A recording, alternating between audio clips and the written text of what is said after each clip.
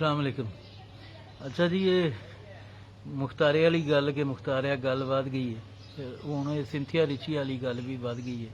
वो रोज़ ही एक नवा इंकशाफ कर रही है और रोज़ ही एक नवा इल्ज़ाम ला रही है, बल्कि एक नहीं बंदे होर तो होर जोड़ी जा रही है। वो प्राइड ऑफ पाकिस्तान इंज लगता जिवें ब्राइड ऑफ पाकिस्तान किसी ने गलती नाल हैशटैग बना दिता। बहरहाल माजरत, कोई औरत होए तो शायद इनका जुमला भी नहीं बोलना चाहिए, मजाक भी नहीं करना चाहिए सानू, लेकिन कुछ हालातों वाकयात ही इंज दे ने, कुछ किस्सा ही इंज दा है।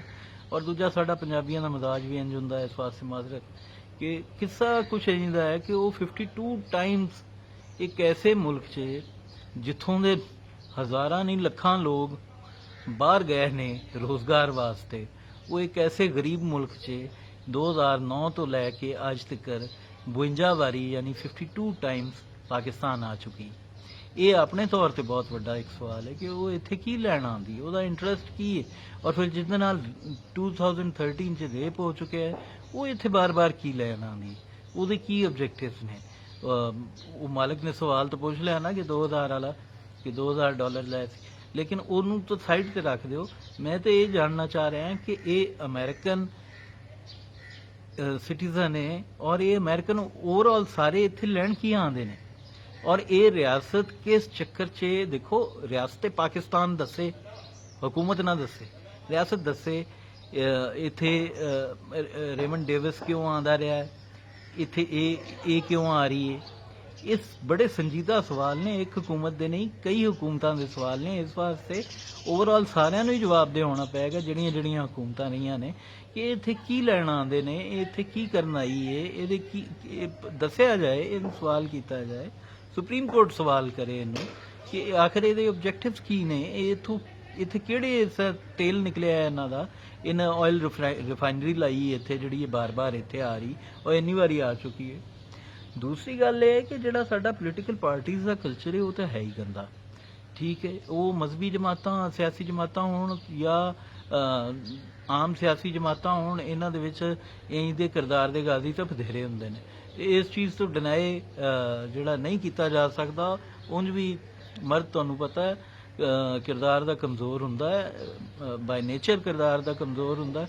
बिल क्लिंटन ते मोनिका लुइंस्की का जिहड़ा केस सी वो भी तुहाडे जहन च होना चाहिए। लेकिन सिर्फ एक फर्क है कि उत्थे कौम साडे तरह घटिया नहीं है, उत्थे कम अज़ कम सच नूं वैल्यू किया जाता है। उन्हें एक घटिया हरकत की, उन्हें उस घटिया हरकत तो बाद आके पब्लिकली अपोलोजाइज किया और कौम ने उन्होंने माफ़ करता। इत्थे दोवें चीज़ां ही नहीं होंदियां।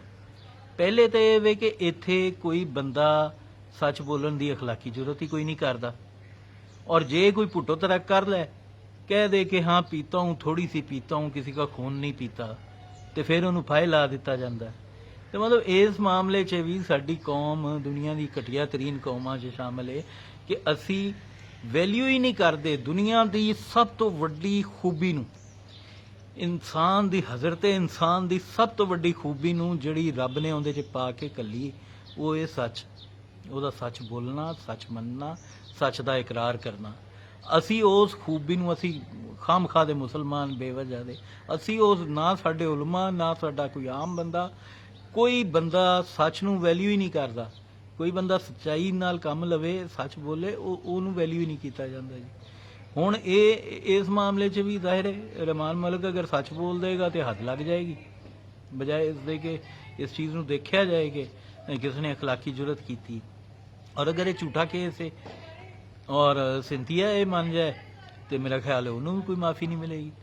सो ये भी अखलाकी चीज़ा ने, अखलाकी म्यार ने जिहड़े समझण की जरूरत है सानू हैसियत कौम कि असी साडी डायरैक्शन की होनी चाहिए है, जुर्म नूं असी किंज जुर्म समझना है और किस इंटेंसिटी नाल जुर्म समझना है, इहदा ताल्लुक जिहड़ा है बराह रास्त सच्चाई नाल है।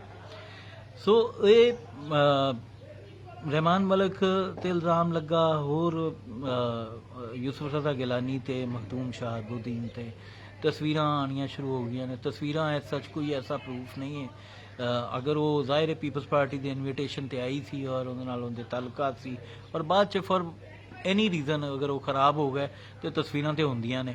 ਹੁਣ ਸਾਡਾ ਵੀ ਮਾਜ਼ੀ ਸਾਰਾ ਪੀਪਲਸ ਪਾਰਟੀ ਨਾਲ ਜੁੜਿਆ, ਸਾਡੇ ਕੋਲ ਵੀ ਬਥੇਰੀਆਂ ਤਸਵੀਰਾਂ ਨੇ ਤੇ ਅਸੀਂ ਵੀ ਕੋਈ ਇੰਦਾ ਇਲਜ਼ਾਮ ਲਾ ਦਈਏ ਤੇ ਇਹ ਤਾਂ ਨਹੀਂ ਹੋ ਸਕਦਾ ਨਾ। ਮੁਖਾਲਫਤ ਕਰਨੀ ਹੈ, ਅਸੂਲ ਨਾਲ ਕਰਨੀ ਹੈ, ਕਿਸੇ ਗੱਲ ਤੇ ਕਰਨੀ ਹੈ, ਹੱਕ ਸੱਚ ਤੇ ਕਰਨੀ ਹੈ, ਇੰਜ ਤਾਂ ਨਹੀਂ ਕਰਨੀ ਬੇਵਜ੍ਹਾ ਹੀ। ਸੋ ਇਹ ਤਸਵੀਰਾਂ ਉਹਦਾ ਵਿਖਾਉਣਾ ਕਿ ਮਖਤੂਮ ਜਹਾਦੁਦੀਨ ਨਾਲ ਖੜੀ ਹੈ ਜਾਂ ਉਹ ਉੱਥੇ ਇੱਧਰ ਉੱਧਰ ਖੜੀ ਹੈ, ਇਹਨਾਂ ਤਸਵੀਰਾਂ ਨਾਲ ਤਾਂ ਕੋਈ ਫਰਕ ਨਹੀਂ ਪੈਂਦਾ, ਅਨਲੈਸ ਕਿ ਕੋਈ ਐਸੀ ਕਾਬਲੇ ਇਤਰਾਜ਼ ਹਰਕਤ ਵਾਲੀ ਤਸਵੀਰ ਜਾਂ ਵੀਡੀਓ ਸਾਹਮਣੇ ਨਾ ਆ ਜਾਏ ਕਿ ਜਿਹਦੇ ਵਿੱਚ ਵਾਅਦੇ ਹੋ ਜਾਏ कि हाँ जी जो कुछ कह रही है, जो इल्ज़ामात ला रही है, ये इल्ज़ामात इसी तरह ने और सच्चे ने। ਹੁਣ ਸਾਡੇ ਉੱਤੇ ਹੈ ਕਿ ਸਾਡੀ ਕੌਮ ਇਸ ਕੇਸ ਨੂੰ ਬਹਰਹਾਲ ਜਿਵੇਂ ਅੱਗੇ ਵਧ ਰਿਹਾ ਕਿਵੇਂ ਲੈਂਦੀ ਹੈ। ਬੇਸ਼ਰਮੀ ਦੀ ਤਾਂ ਇੰਤਹਾ ਹੋ ਗਈ ਹੈ ਕਿ ਉਹਨੂੰ ਪ੍ਰਾਈਡ ਆਫ ਪਾਕਿਸਤਾਨ ਦੇਣ ਵਾਲੇ ਲੋਕਾਂ ਦੀ ਜਿਹੜੇ ਵੀ ਨੇ ਮੈਂ ਤਾਂ ਉਹਨਾਂ ਦੀਆਂ ਅੱਖਾਂ 'ਚ ਅੱਖਾਂ ਪਾ ਕੇ ਕਹਿਣਾ ਪਿਆ ਕਿ ਤੁਸੀਂ ਇੰਤਹਾਈ ਬੇਸ਼ਰਮ ਲੋਕ ਹੋ। ਤੁਸੀਂ ਸੋਚਿਆ ਹੀ ਨਹੀਂ ਕਿ ਤੁਸੀਂ ਪ੍ਰਾਈਡ ਆਫ ਪਾਕਿਸਤਾਨ ਕਿਹਨੂੰ ਕਹਿ ਰਹੇ। ਪ੍ਰਾਈਡ ਆਫ ਪਾਕਿਸਤਾਨ ਤਾਂ ਮੁਹੰਮਦ ਅਲੀ ਜਿਨਾਹ ਸੀ, ਪ੍ਰਾਈਡ ਆਫ ਪਾਕਿਸਤਾਨ ਤਾਂ मोहतरमा फातिमा जिन्ना सी हैं। प्राइड ऑफ पाकिस्तान अगर तुसी चलो पीपल्स पार्टी दे नहीं हो तो मोहतरमा फातिमा जिन्ना नूं मान लो, अगर पीपल्स पार्टी दे हो तो उन्होंने बेनज़ीर नूं मान लो, या होर प्राइड ऑफ पाकिस्तान डॉक्टर रुतफाओ सी, ठीक है, जिन्हें आके सारी जिंदगी डेडिकेट की थी पाकिस्तान वास्ते और इत्थे ही मर गई। जवानी 'ਚ आई और बुढ़ापे 'ਚ ਇੱਥੇ मर गई, सारी उम्र कोड़ ਦਾ ਜਜ਼ਾਮ ਦਾ ਇਲਾਜ ਕਰਦੇ। ਤੂੰ ਪ੍ਰਾਈਡ ਆਫ ਪਾਕਿਸਤਾਨ ਤੋਂ ਹੁੰਦੇ ਨੇ, ਤੁਸੀਂ ਪ੍ਰਾਈਡ ਆਫ ਪਾਕਿਸਤਾਨ ਕਿਹਨੂੰ ਕਰਾਰ ਦੇ ਰਹੇ ਹੋ? ਤੁਸੀਂ ਬਹੁਤ ਬੇਸ਼ਰਮ ਲੋਕ ਹੋ ਗਏ, ਇੰਤਹਾਈ ਬੇਸ਼ਰਮ ਹੋ ਗਏ। ਤੁਹਾਡੇ 'ਚ ਜ਼ਮੀਰ ਨਾਂ ਦੀ ਸ਼ਾਈ ਕੋਈ ਨਹੀਂ, ਠੀਕ ਹੈ, ਪਤਾ ਨਹੀਂ ਕਿਹੜੀ ਦੀ ਨਸਲ ਦੇ ਲੋਕ ਹੋ ਤੁਸੀਂ। ਬਹਰਹਾਲ ਇਹ ਕੇਸ ਸਾਹਮਣੇ ਆ ਚੁੱਕਿਆ ਹੈ ਔਰ ਇਹਦੀ ਪੈਰਵੀ ਹੋ ਰਹੀ ਤੇ मेरी तो यही ख्वाहिश है कि हुणे मंतकी अंजाम तक जाए। और पहले भी मैं कह चुकिया कि ना सिर्फ ये केस मंतकी अंजाम तक जाए, ये नाल ही एक कमीशन बनाया जाए। मैं फिर दोहरा रहा जिहदे विच आयशा गुलालई द्वारा लाए गए इल्ज़ामात और रेहाम खान की किताब 'ਚ छपे हुए इल्ज़ामात और सीता वाइट के इल्ज़ामात, इन सारे इल्ज़ामात की साइंटिफिक तहकीक होए, DNA भी होए, इमरान खान के फोन का फोरेंसिक भी होए और रहमान मलिक के भी केस का पूरी तरह छानबीन होए। और अगर इस सारिਆਂ 'ਚੋਂ कोई भी गंदा है तो उन्होंने ना सिर्फ लाइफ टाइम ਉਹਦੇ ਤੇ बैन इंपोज किया जाए बल्कि उन्होंने ਉਹਦੇ जुर्म के मुताबिक सज़ा दी जाए जो भी साडे दस्तूर 'ਚ या शरई तौर पर उन्होंने उसे दे मुताबिक सज़ा दी जाए। और ये जरूरी है कि इन्ना गंद जिहड़ा है ये जियो न्यूज़, ये डॉन न्यूज़, ये सारे वड्डे चैनल जिहड़े साडे ने ये साडियां धीआं भैणां वेख रहीआं ने, बच्चियां वेख रहीआं ने, बच्चे वेख रहे ने, उन्हां दे विच बार बार ये खबर चल रही है कि रहमान मलिक ने मेरा रेप किया। तो हुण इहदा मंतकी अंजाम तक पहुँचना बहुत ज़रूरी है और असी इंतहाई बेगैरत कौम होवांगे, इंतहाई बेगैरत कौम होवांगे अगर असी इनू मंतकी अंजाम तक नहीं पहुँचा देंगे। रब रखा जी, अजान होगी, अल्लाह अकबर।